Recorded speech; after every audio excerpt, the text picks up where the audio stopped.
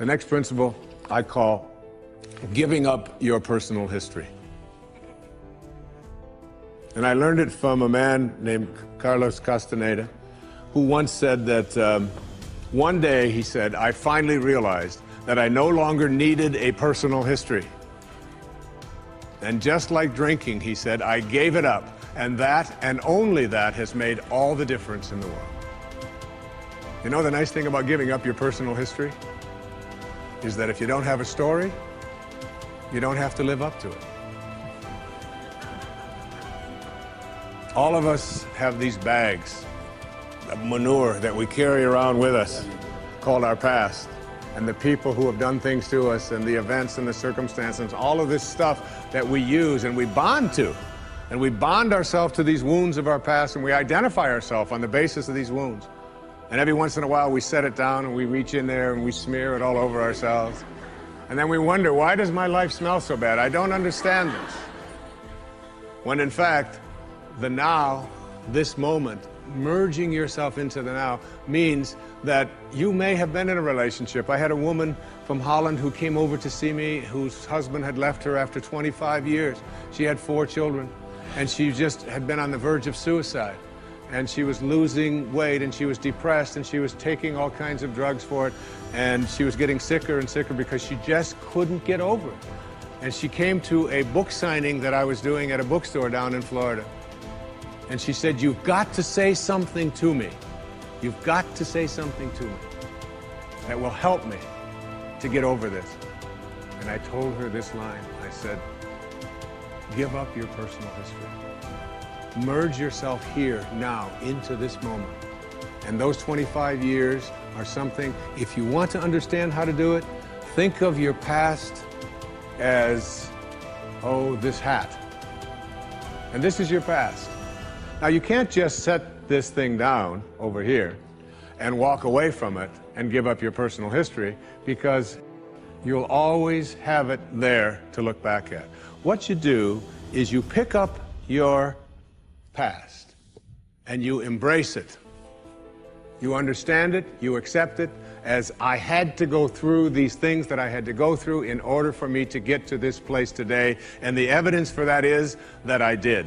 You don't need any more evidence. You did. And then you toss it. You toss it. You embrace it and you toss it. And you merge into the now by giving up your attachment. And some of you have heard me use the metaphor of the wake. Alan Watts talked about the wake is not what drives the boat. The wake is just a trail that is left behind. That's all it is. And so is the wake of your life. And the wake doesn't make the boat go, and neither does the wake of your life, the reason why your life is going in the direction that it is. The wake is a trail that is left behind, and it's an illusion to believe that it is the cause of your suffering or your struggles or your difficulty. Give it up. Let it go. Embrace it, understand it, get help doing that if you must, and then move into the now. The next principle I call, it's from a line of Albert Einstein. He said, you can't solve a problem with the same mind that created it. In order to work at solving these things called problems in your life, you have to change your mind. It is your mind where they live. It is your mind that created them. There is where you experience them. They're all illusions. You must change your mind. Literally rewrite your agreement with reality. One of the things I had said earlier is that one of the most difficult things to do in the world is to admit that you were wrong. Admitting that you were wrong is nothing more than saying, I have been making choices with my mind that have created things in my life that are not working.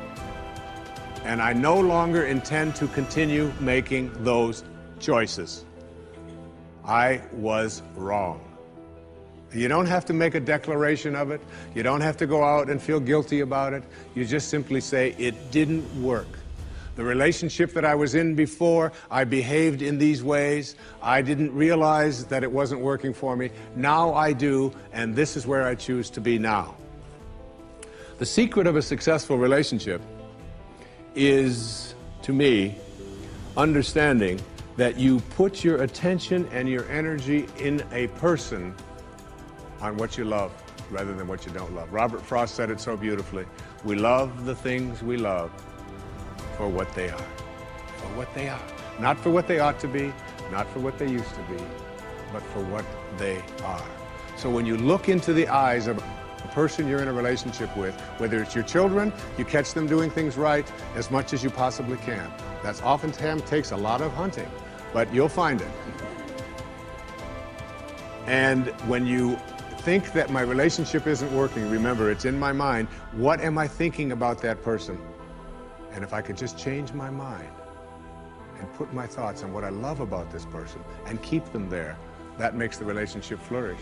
And there are people who go through their entire relationship history with no anger, no hatred, no bitterness, and only love. The next principle is, I call it treating yourself as if you already were what you would like to become. In other words, you get out in front of your life and you see yourself as having already what you know you'd like to have and deserve to have. My children know how to do this perfectly. I have a daughter who wanted a prom dress, and the prom dress was way outside the budget that I thought a prom dress should be. Well, I thought a prom dress shouldn't cost over $20, so I do have a problem, right? But I upped it to somewhere around $250. I don't know how much, whatever. To me, it was still more than I paid for my first house, okay? But at any rate, she called and said, Dad, this is the only prom dress I could wear. I've got to wear this prom dress. If I don't wear this prom dress, it's just on and on and on with this wonderful. You know, I saw a wonderful book about how to raise teenage daughters. The title of it is Get Out of My Life, but first drive me and Cheryl to the mall. All right, that's the actual title. It's a good book. And so I told Serena, I said, it's just beyond the budget. I've got a certain amount of money that I'm willing to put for it. And she said, but I've already seen myself wearing it. I've already tried it on. I have a picture of myself in the dress in my living room, and I've already showed it to the guy who was taking me to the prom. I mean, it was this whole thing about, and she already saw herself in it. I said, well, if you see yourself in it, then you're going to have to also see yourself as earning the difference between what I'm willing to pay. And she drew up a contract. She went onto the computer, and on the background of the computer, you know, where they have these little background things they put on, there was 500 pictures of the dress, all right? And she signed a contract and said, I'll babysit, I'll do this, I'll do that, and I will pay the difference. And she did, and she wore the dress, because she understood that you treat yourself as if you already are what you'd like to become. There's a genius in you. You have to treat yourself as if you already were that genius. There's something you're completely capable of. See yourself as already there. Then you'll act upon those thoughts, because the ancestor to every action, said Emerson, is a thought. The next principle is called treasuring your divinity. Treasuring your divinity. There's a wonderful observation that I saw from Emerson in Self-Reliance. It's about trusting your divinity. Knowing that you are connected to your source, knowing that you are a divine creation and that there are no accidents. He said, a man should learn to detect and watch that gleam of light which flashes across his mind from within, more than the luster of the firmament of bards and sages. Yet he dismisses without notice his own thought, because it's his own. In every work of genius, we recognize our own rejected thoughts. They come back to us with a certain alienated majesty. We often reject our thoughts, and we see the things that we think of as grand and as genius, and we reject them because they're our own. Treasuring our divinity instead of being terrified of it. Knowing that I am always connected to my source. There is no way that I cannot, because it is in you, and I am in you, and you are in me, and you can never be separated from it. There is no place that this source is not. It grows everybody's fingernails. It beats everybody's hearts. It digests everybody's foods. It opens all the flowers, and you're always connected to it. And finally, the last principle I call wisdom is avoiding all thoughts which weaken you. You know, every thought has an energy, just like everything else in the universe. And if you have a thought of shame, it will weaken your muscles. And what is your heart but a muscle? If you raise a child to believe in shame and feel ashamed of themselves, every time they think that shameful thought, they will be weakened. And if you have a thought of fear, and if you have a thought of stress, and you have a thought of anguish and anxiety, all of these thoughts and many more are the thoughts that will always weaken you. When you are having a thought that you know is disempowering you, shift it. Shift it to one that is empowering rather than disempowering. And the thoughts that empower are thoughts of neutrality and willingness and love, and ultimately thoughts of divinity. And when you see a troubled person who is out there struggling at the highest level of unity consciousness or God consciousness or spiritual consciousness, you recognize yourself in all that you see. There, but for the grace of God, go I. And I am connected to that person. Changing your thoughts. I appeared on the Tonight Show many years ago, several times, quite a few times. And I remember coming home from the Tonight Show, and I was walking along the beach, and they had taped the show the night before, and I was out for a walk, and a woman who lived in the Northeast stopped me, and she said, "Didn't I see you last night? How could you be here?" I said, "Well, I flew the red eye, and I was walking along." She said, "You know, we're moving down here." She said, "What are the people like here? What's it like?" And I said to her, I said, "Well, what are they like where you live?" She said, "Well," she said, I live in a very big city." And she said, "They're very pushy. And people are not very kind. And they don't have time for you." And she said, "It's really not very pleasant." She said, "That's one of the reasons I'm leaving there." I said, "Well, that's pretty much what you're going to find here."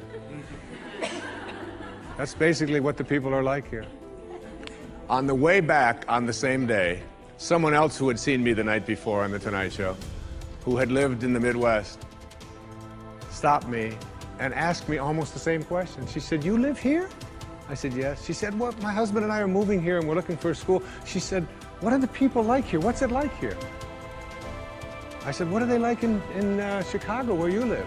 She said, "It's the Midwest." She said, "People are very friendly, they're open, they open their homes to you, they're very loving, they're very kind." She said, "It's a wonderful place." She said, "I love that, I'm going to really miss that." I said, "That's pretty much what you're going to find here." It's what you expect, it's what you think about that expands. It's what Emerson taught us. The ancestor to every action is a thought. Change your thoughts, and you change your world. Change your expectations, and you change around what you begin to manifest and see showing up in your life.